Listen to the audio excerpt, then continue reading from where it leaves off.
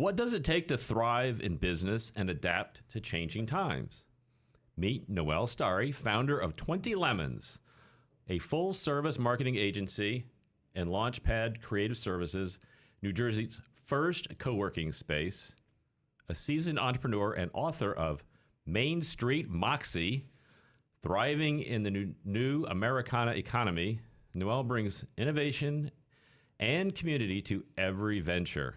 Let's welcome Noelle as she shares her journey, business insights, and lessons on adapting to today's economy. That's cool. You're the first. I love it when you're the first. Yeah, I am the first. So what made you be the first? Usually people aren't the first for no reason. There's usually something that happened. There's some reason that you decided to be the first. Yeah, so I started my marketing company in 2008, and I had started it after working in marketing in the hospitality industry.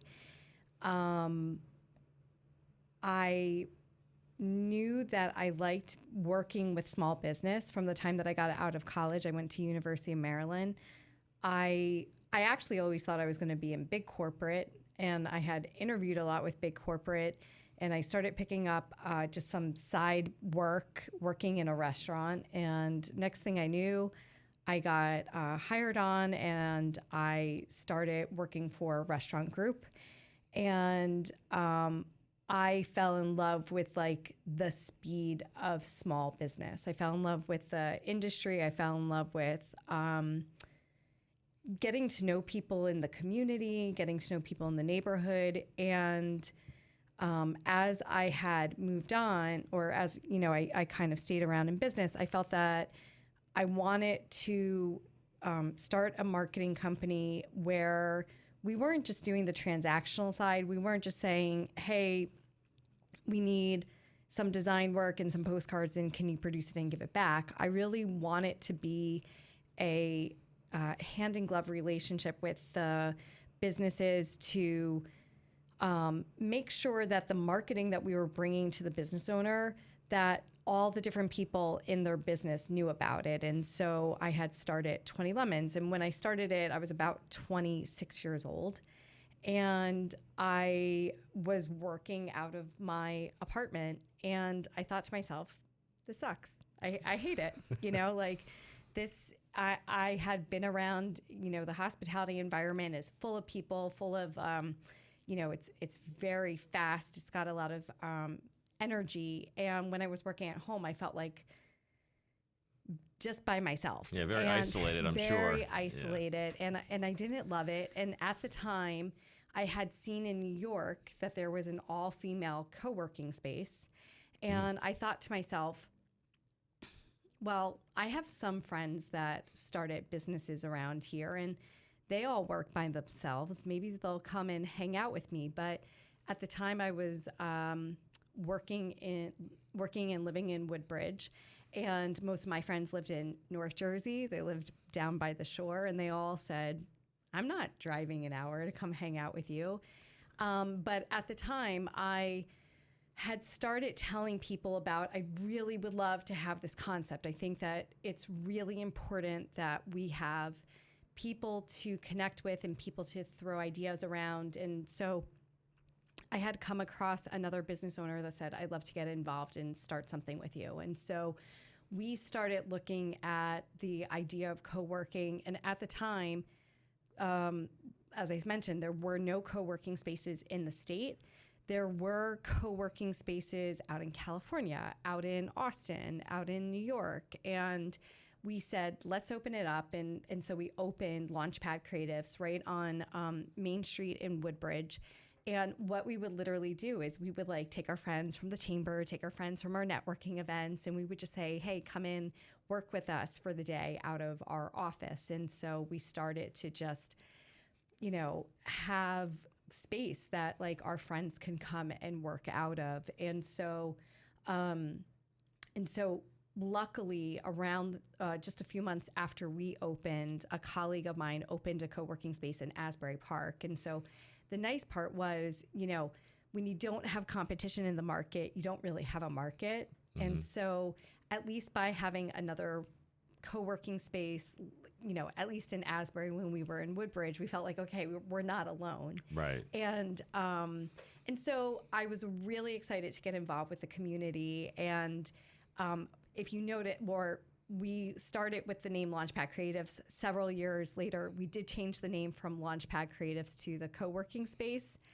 And people said, isn't that a really generic name? And I said, yeah, but I used to have to do an 2-minute elevator pitch to explain that Launchpad Creatives is a co-working space, and then explain what a co-working space was. And so we got started. Yeah, sometimes it's better to be direct, right? Yeah. If you get too fancy, people get confused a little bit. I used to think right? about it. Wasn't it in Friends? The coffee shop was just the coffee shop or Right, something. right. Yeah. So sometimes we overthink things. Sometimes I was like, if you we're make going to it keep simple. it really simple.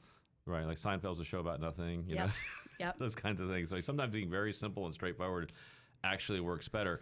So if I'm understanding this correctly, part of this was just you wanted to be around other people. Yeah. So what did you find out when you started actually implementing this? What were some of the things you were happy to see, and maybe some of the unexpected things that were challenges once you started doing this? Because there's pros and cons, I know, when you get people together in the same space. So what kind of things did you see initially? Yeah, so that's a really interesting question. So I came from so when I was in college at Maryland, I got my degree in HR, in human resources. And one of the things that they talk about in HR when you're hiring or trying to create a culture, they talk about people that are kind of like you are going to want to stay, and people that are like you are going to leave on their own. They're not going to want to stay. They're not going to want to become members. So what we found was the people that stayed were very similar entrepreneurs. They had their business for a little period of time. They wanted to be able to interact with people. One of the reasons that we wanted to have a space, and one of the ways that we talked about it, was, hey, when I go to Starbucks, sure, I can go and I can have meetings at Starbucks and I can talk to people, but what do I do when I have to go to the bathroom? Or, hey, I get stuck an idea. I'm not going to turn to the mom with the kid next to me and say, can I throw this idea past you? What do you think about it? And so we really wanted to create this environment where you were around like-minded people. I would say that after running co-working spaces for 15 years, I can count on under one handful of disagreements with people in the spaces. The people that, when we've had people that have helped us with sales or closing conversions, sometimes, they'll say, oh, I don't want to sell someone. And I said, if someone's coming and looking for space, they're here because they want to be here. And so I've really found that the people like working together. We've also found, and this has actually been nationwide, worldwide phenomena for people in co-working spaces, that people tend to start pitching work together. And the concept of those guys working together is considered, it has been called hives. Co-working spaces end up having hives. And it's been a really great experience. Wow, that sounds really, really awesome. Yeah. And I noticed, now, did you start this in 2008? I started, 2009 was when I started the co-working space. That's an interesting time in our history, so to speak. Yes. And I'm just curious about the challenges. It sounds like this was like an opportunity. They actually say most of the money is made in downturns, right? Yeah. So you're one of these people, it sounds like, where you saw a lot of consolidation, a lot of layoffs. A lot of people were really in kind of a panic mode, depending on where you were in the economy. It was tough for many parts of the economy. Yeah. It sounds to me like you made a low-cost way for a lot of these people to really kind of get things started. Almost like, you hear about incubators and stuff like that. So you're kind of, the free market incubator, it sounds like to me. Where Very people similar. kind of get together and I know there's a lot of value. In fact, we talk about that now in just corporate America in general. Like everybody started working remotely. Yep. And now businesses are saying we can't be totally remotely because we're missing that whole, mastermind kind of chat. when you talk to people together, that's the point, right? Is we work much better as teams. That's always been the case. No matter how much you think you're going to do it all on your own, you're not, right? Yeah. Period. Bottom line, right? Yep. And even if you're just reaffirming something you thought, it'll actually help you make a decision. She's like, I think I want to do something. I'm not 100% sure. And then when somebody else says, yeah, that sounds good, you're like, oh, okay, I'll go ahead and do it. Yep. I'll take that step jump off that, just go, right? Yeah. And it was kind of interesting. When we started our space, we attempted to do a lot of programming, like business development programming or business growth programming. And I started to realize, I didn't want to be a chamber of commerce. I didn't want to be I didn't want to be the SBDC. I didn't want to be running education. I just wanted to create an environment that allowed for organic growth and organic communication. And that was a really important piece to the space. So what were some of the things you did to kind of create that atmosphere? What did you find works really well to try to get people to do that? Back to my hospitality side, I'm pretty sure a bunch of like free food and drinks is pretty helpful with Works that. for me. Yeah. Kind of creating space, like we would set up rooms, the space was set up with a multitude of rooms, and we would set up rooms that were quiet rooms. So, hey, if you really didn't want to be distracted, you can go in there. And we wanted to create spaces where people can comfortably converse, or if people wanted to host other networking events and open up introductions to the space, we wanted to set up environments like that. So it was more, this goes back to, so it's kind of funny that you say that I started this in the downturn. I totally started this in the downturn. I started my marketing company in the downturn. Right before I started my marketing company, I was working for an agency, and I was only hired several months before. And, being in business school long enough, I know last one in, first one out, and so I thought to myself, you know what, it's kind of an interesting thought. I thought to myself, I remember being told, when you're running a business or if you're doing something, the macro economy does not have to affect your micro business ecosystem. And so you could succeed in any micro system if you can figure out what your system looks like. And so I just kind of thought to myself, you know what, now's as good if I'm going to be like fired and let go and all this stuff, I might as well just go out there and start trying to find some stuff on my own, Agree, 100%. Yeah.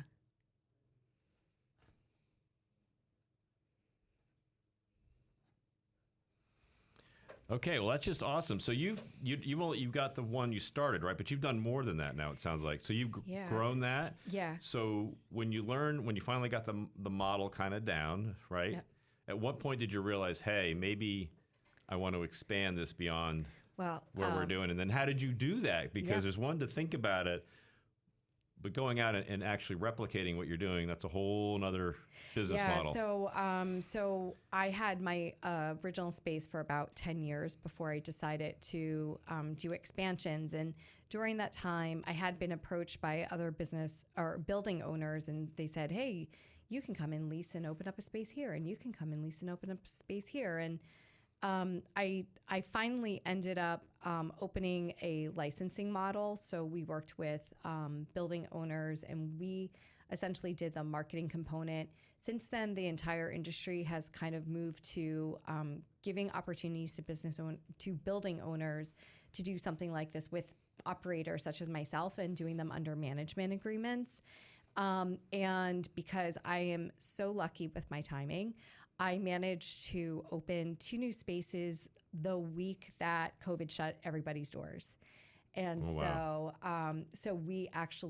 between doing marketing for restaurants and having co-working spaces where everyone works in pretty tight places, we went into COVID really in a really bad spot. Right. Like everything kind of shut down overnight. Like everything you did was having people come. You're trying to bring everybody together, and they're telling you, no, we don't want anybody together. Totally. So how did you pivot? Yeah. So around that time, I mean, what we really did was we allowed the spaces to be open, but we allowed them to be open with isolated environments.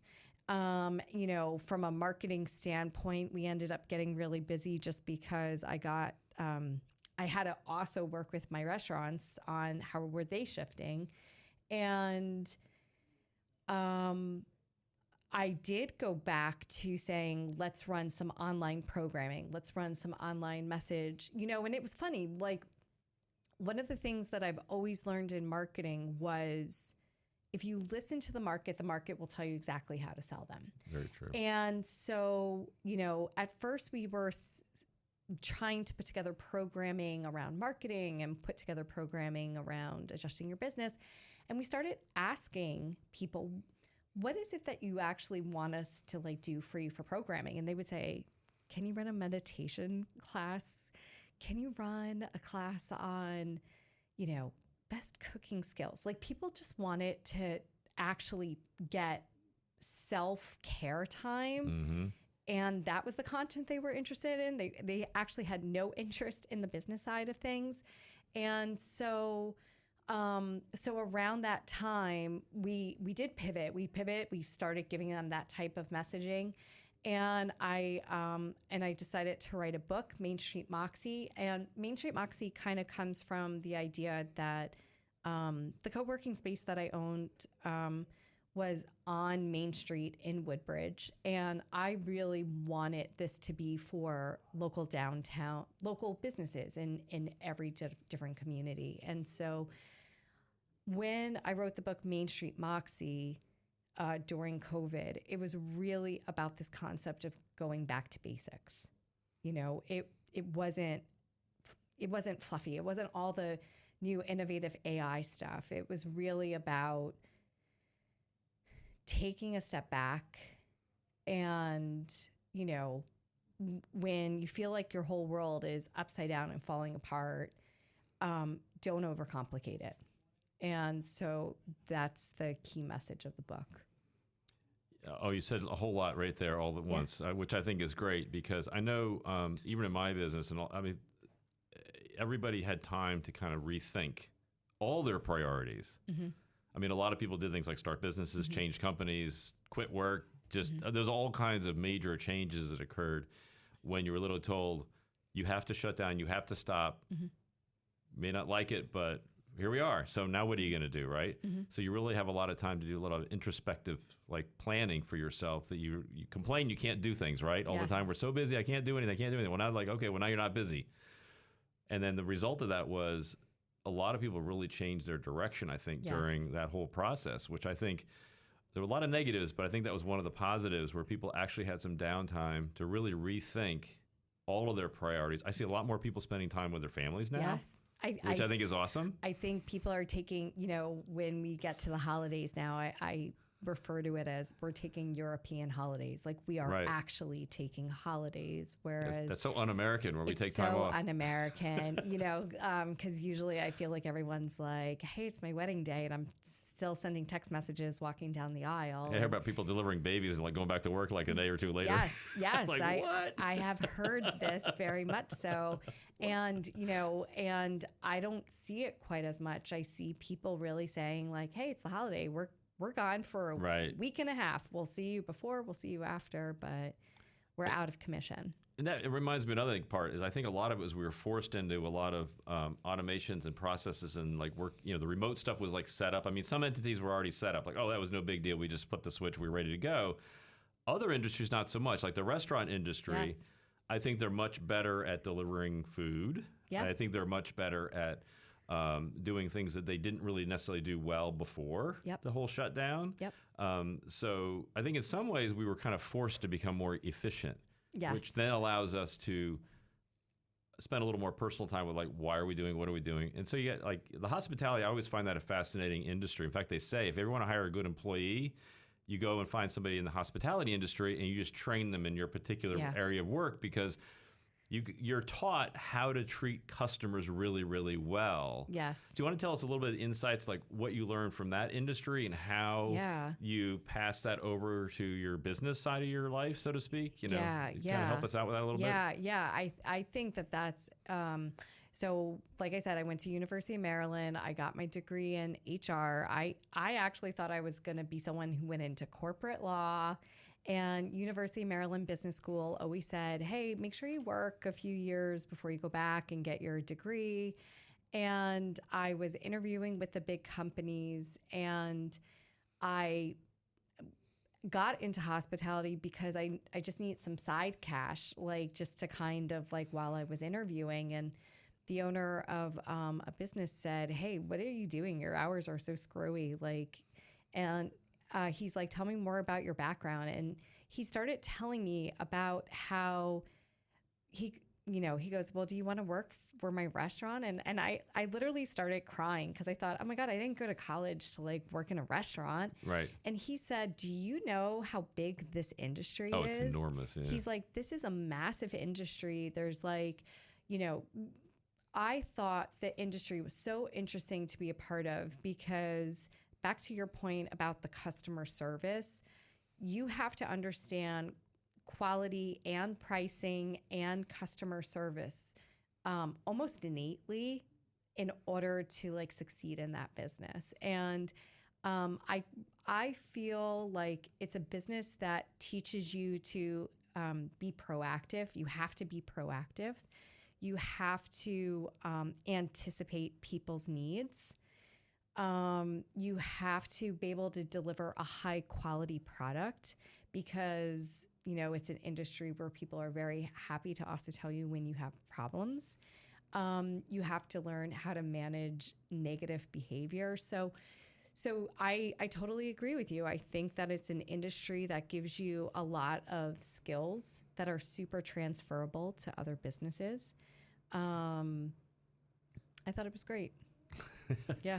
That's incredible. So Yeah. you embedded that in there. So when you set up a licensing model. Yep. So what steps did you go through? First of all, why did you decide that instead of just opening your own? Yep. Because it sounds like, and then if I heard you correctly, you did the management, which sounds like the Marriott thing. They did that years ago, where they used to Yep. own all the hotels, and now they're really mainly just a management company for the Yep. most part, from what I understand. Yep.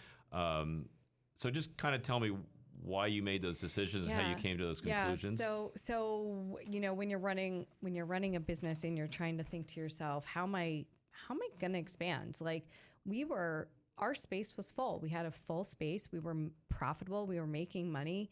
And when someone said to me, hey, you can come in, open another lease agreement and furnish a space and put another team in, all I heard in my head was like dollar signs. I was like, oh my gosh, I'm going to commit to another 5-year agreement or another 10-year agreement. I'm going to have to hire people.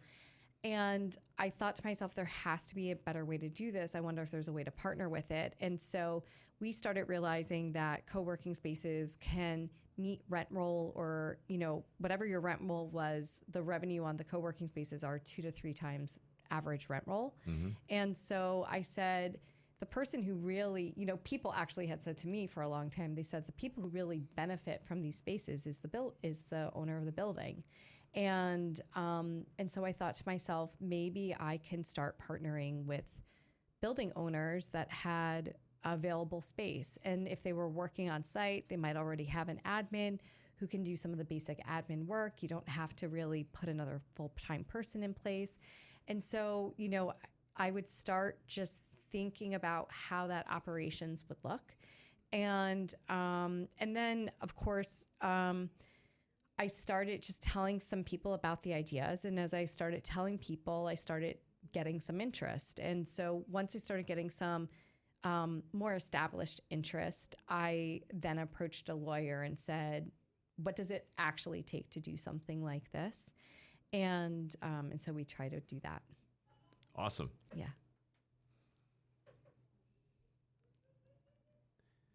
So when you first talked to the lawyers about this, what were the steps they took you through, and how? Because some people get like they go, oh, licensing, oh my gosh, this is like so. It's like another world to them, right? So if you're a business owner, you're used to like going in and kind of getting dirty every day and doing the thing, right? Yes. You know what you're doing, and you're like, when you start getting on this like legal side and compliance side and all these other things. So if you could kind of walk them through like what that experience was like for you, in case somebody else has a similar business saying, hey, maybe I want to expand. And as you said, there's 2 ways you can do it.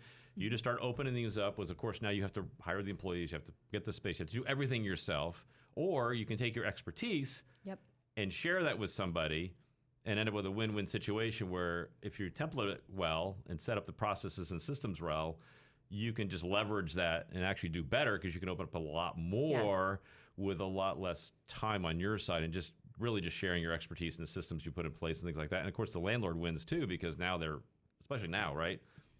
all this space. So Yes. how did that conversation first start off with a lawyer? Yeah. So, a lot of people say to me, oh, you have a franchise. And I immediately go, no, I do not have a franchise. And the main reason I say that is when you are starting to look at the different business entities that you want to have, a franchise just has so many more components to it that I just felt that is not the direction that I want to go. Right. I really, these spaces are meant to be a little more organic. They don't have to really follow the full letter of the law. And so I knew that I wanted it to have a little bit more freedom for us and for the business owner.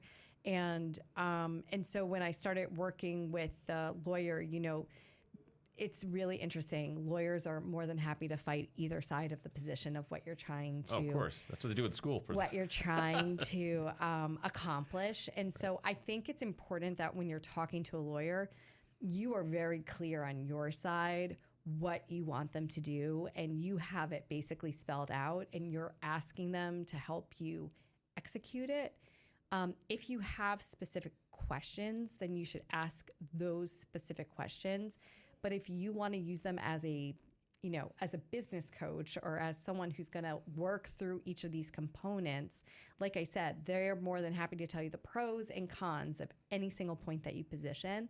And I think you can find that to be a very frustrating situation, and it eats a lot of time, and it starts adding up to big dollars. And so in order to kind of keep that stuff in sync, I think you want to be really clear before you go in. So make sure that you're getting your other questions, your finance questions, hashed out with your accountant, get them hashed out with your business coach, get your financial plannings figured out, do some research online, like make sure you do those pieces first. So when you started setting up your licensing agreement, what were the things that you wanted to make sure were addressed in there so you didn't have problems later on? Yeah, so I think the more that you're in business, when you start looking at more bigger legal agreements, to me, I always joke and say, well, the bigger the legal agreement, it's because they've had more problems along the way. So they say, make sure that you slide this in too.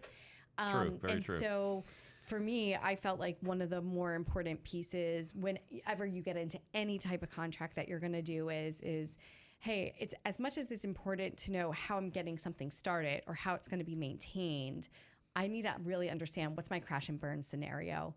If this doesn't work, or if I decide to break this agreement or they decide to break this agreement, what does that really look like? And so understanding your kill portion of the agreement, I think, is a really important piece. You want to elaborate on that a little bit? The kill portion. Go ahead. Yeah. Just what do you mean by that? Yeah. So, fast forward to December 2024, I only have one co-working space now. Our original co-working space we shut during COVID because we basically turned it into fully private offices. Our second co-working space was a smaller office space, but it had a huge conference room with it. And so part of the big sell for that building was the conference room. And when you got to COVID and all conference stuff stopped, the deal just didn't make sense. The math would have never made sense on that space without the conference room. And so being able to go into the conversation with the licensee was important because we needed to understand, hey, how are we going to shut this thing down? And the kill agreement really breaks down, hey, if you're open for 1 year, what does that look like? Or 2 years or 3 years? So it kind of helps to give some guardrails as to how do you shut this down if you don't fulfill the entire term of the contract. Right. And so when I was thinking about how you put that piece together, and everyone always says, oh, I'll try to be fair in a moment. I think it's hard for people to be fair when things are breaking apart. And so when you look at the kill agreement, you want to kind of say, hey, I want to make sure that we're both signing off on this in the front end, and we feel like it's going to be like a fair deal if we ever shut down. Yeah, it's always better being clear up front. Yeah, always it's better. Super important. So we did have to execute on that.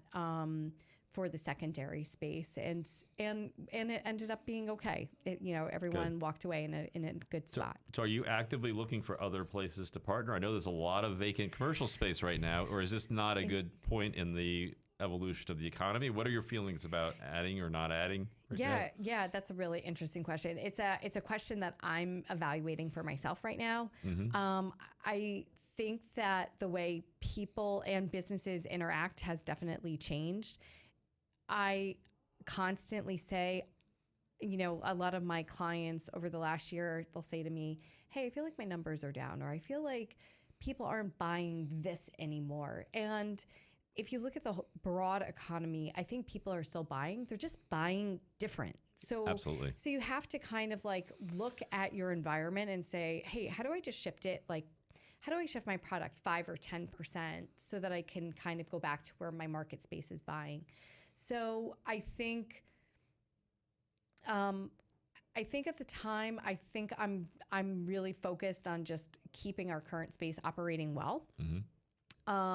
I have been in touch with a lot of people in the co-working world.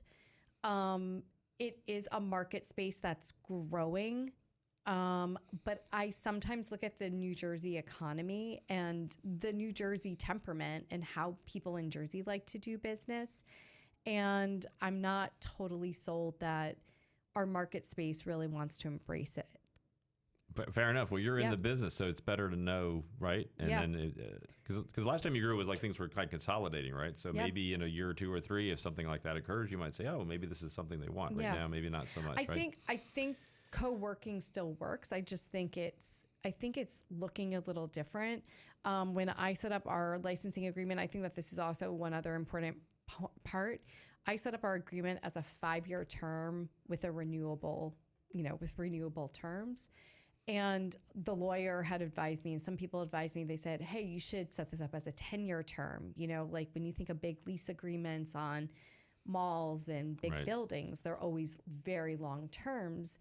And just because I had seen how co-working had evolved since, 2009, I said, I think co-working is going to look different in a few years. And, if it adjusts, then I want to be able to readjust our terms. And so it's kind of interesting. I predicted it a bunch of years ago, and I'm like, hey, here we are. And maybe it's better that I gave myself an opportunity to say, hey, let's shift this around so that we can remold it and put it back out. Awesome. Yeah. Okay, well, you're doing a lot. And I know actually we met at the Princeton Mercer Regional Chamber. So I'm just curious about why you decided to join the chamber, what's been your experience, and because I know you deal with kind of mainly smaller businesses. Yep. So how did what inspired you to do that, I guess, to start with? And then what's been the experience like dealing with other business owners at the chamber? Yeah, so I mean, I back to the community component. I live in Cranberry, New Jersey, and Princeton Chamber is right around the corner. And I always think that when you have an opportunity to be around other business owners, it really gives you a pulse on what's happening in the market space. So, it's kind of funny. I feel like for me, I use the chamber more or my contacts that I meet from the chamber more as a sounding board for, what are they seeing, or what are new trends, or what are, hey, what's happening with redevelopment in certain areas, so that I can kind of get an idea of where I want to be pivoting my business. I was just at the Women in Business holiday luncheon the other day, the WIBA event. And, it was just even so interesting. Anytime I get into that room with all those women, they're all There's a lot of them. There's a lot of them. They're always like, oh, this is so magical. We need to do more. And a lot of them really talk about hey, we really want to be able to support each other, and how can we get in front of each other, and how can we make sure that we know more about each other. And so, again, I think back to your comment about being virtual is fine, but I just think that there's an element of relationship that happens when you're in a room with people. And so the chamber's been really great because of the different type of events that they hold that you can get in front of and spend time with people. I think that that's the big part that I like. So what are you seeing with small businesses up and running, like the ones that are in your co-working space? Like what kinds of businesses did you see kind of getting started? Which ones do you see are kind of like, what do you see happening out there since you're kind of in touch with a lot of these smaller businesses? Yeah. What's your view on all that? Like what's going on right now? So I would say, I think that there's a lot of pivoting going on. You know, like one of the things that I see on the marketing side is there's tons of changes happening on social media. There's tons of changes happening on the Google algorithms. And so a lot of the businesses that I'm working with are trying to figure out, how can I get more with less?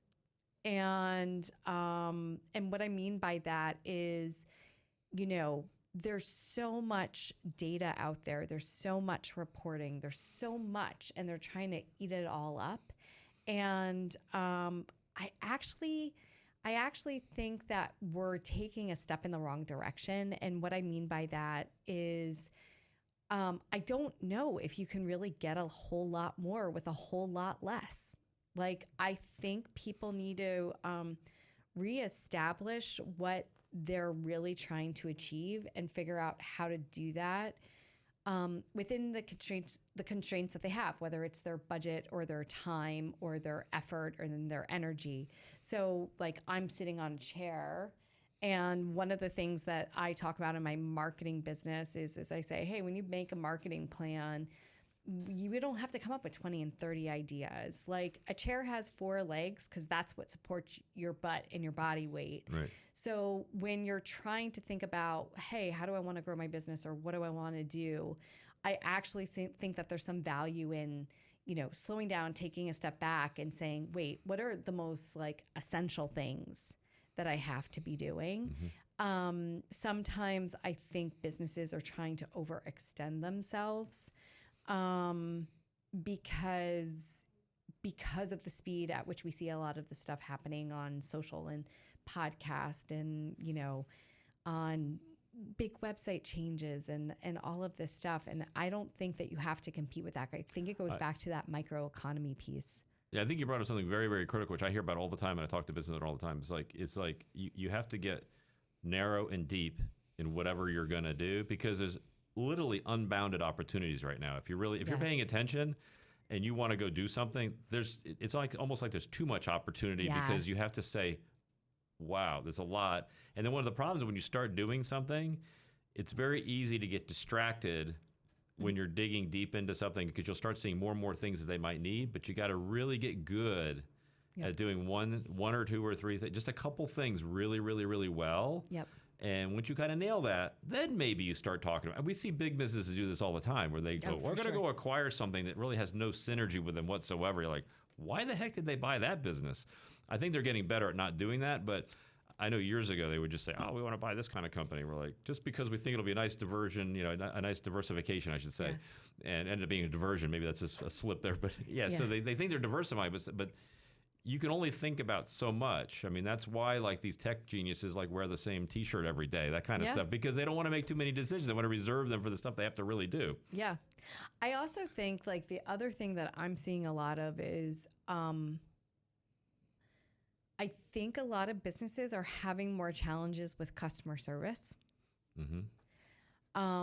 And again, I think part of that comes with the squeeze of there's so much going on and people are distracted and customers want more and faster and cheaper. And, you know, it's sometimes businesses may miss the quality on something because they were trying to get something out too fast, or, you know, someone's trying to exchange something and, you know, maybe the customer service is being outsourced to another country and they only have a certain amount of data or a certain amount of level of, hey, this is what I can do for you. And so I think that customer service has been a big challenge. I think when I talk to my colleagues, when I talk to a lot of businesses, that's an area that I think is like a big, it has more troubles right now. So what do you think is the next step? Where do you think we're going to head with that? How do you think we address that? Obviously, if I have better customer service than the person next down the street, I'm much more likely to obtain and retain a client or a customer, right? Yeah. Yeah, I mean, it's kind of interesting. I mean, now we're going to start delving into AI for a second. Right, You know, sure. I feel like I was just looking at the headline the other day, and it was talking about, you know, how Siri and Chat GPT are like now connecting, and so just moving to this idea of, you know, are there opportunities with AI to help with getting answers to whatever you need on your customer service? Can you have Right. more FAQs? Can you have more automation? Right. Can you make sure that you set up better reminders for people? Can you set up, you know, follow-up surveys that are happening after experiences to kind of make sure, hey, if there's a problem, can I catch it faster and get back to them? So I think we're at a really interesting point because the tech's there to help with the better customer service. But I think it's the marrying it Absolutely. with the human element. No, I agree. In fact, I was one of the things I was at that's very big into the AI and the automation, which we talked about offline a little bit. But one of the things is like they were running this workflow and this process down, and it's one of the conversations where it got to a certain point, like, why don't you just automate that part of it? He's like, no. At this point in the conversation, we want a real person involved because you're going to get into nuanced things. Yes. That no matter how good you train the AI, you want the personality in there. It could answer all the questions possibly. Yes.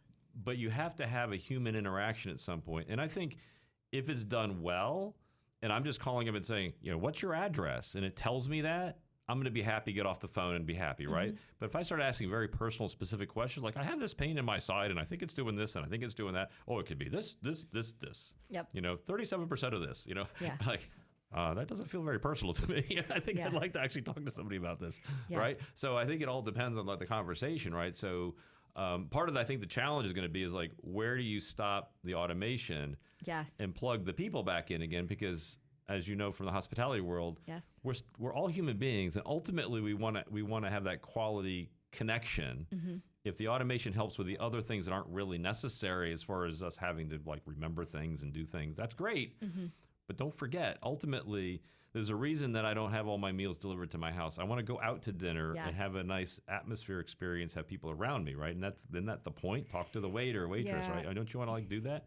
Yeah. You know, I mean, it's even interesting because when we were in the heart of COVID, one of the messaging pieces that we really worked on with a lot of our clients, you know, so some of our clients that we work with are in the trucking and logistics business, right? And so when you're thinking about, hey, I just need a courier to get a package from A to B, you're not thinking like, hey, this is Bob the driver that came out to help you. And what we really started doing was like highlighting, hey, this is the person who's coming out and this is our team and this is like the way that we do things. And we really want it to personalize it because we want it to put the feeling that business is done with people doing business with people. It's people with people, and it's not always just transactional. And so to your point, I think there's going to be a little bit of a challenge in understanding how do we use AI as a supplement without boxing out the personal aspect.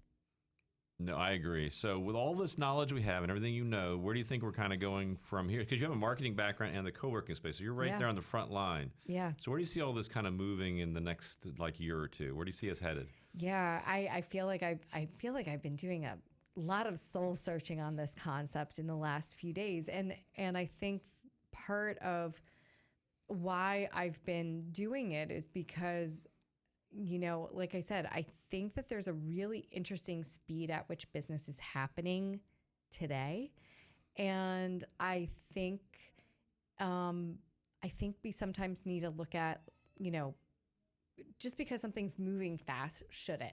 And so what I mean by that is, you know, I have seen a lot of businesses in the last year doing a lot of pivots. So back to what I was saying a minute ago with some businesses are seeing, hey, I'm a little slow, but it's because people may not be buying the product that they were always putting out. They have to actually shift their product a little bit to be in front of a different buyer at this point. So I think that I think that businesses and people and the way that we're interacting is businesses are reevaluating what is the real product and the service that I need to be putting out there. So actually looking at the product line itself first, and then how am I getting it out there? I think there's more competition than ever in almost every market space that you're looking at right now. And I don't think that that should belittle people thinking that they can get a share of the market. I think they just have to get more clear on what their niche is. I think that almost all businesses that I'm talking to are talking about how can I utilize AI more in my business. And so they're trying to find ways to utilize it. And as far as how people are working, it's really interesting. I feel like there is still a really interesting cultural component right now where people are still showing up to if they show up to their office, I don't think they're getting the same office experience that they were getting before. And I think businesses are still struggling to create what a new culture looks like. Yeah. Well, no, this has been awesome. The time has flown by. Appreciate it very much. You've been listening to Master Your Finances. Did you have fun? Yeah. Good. That was awesome. Yeah, we could easily spend like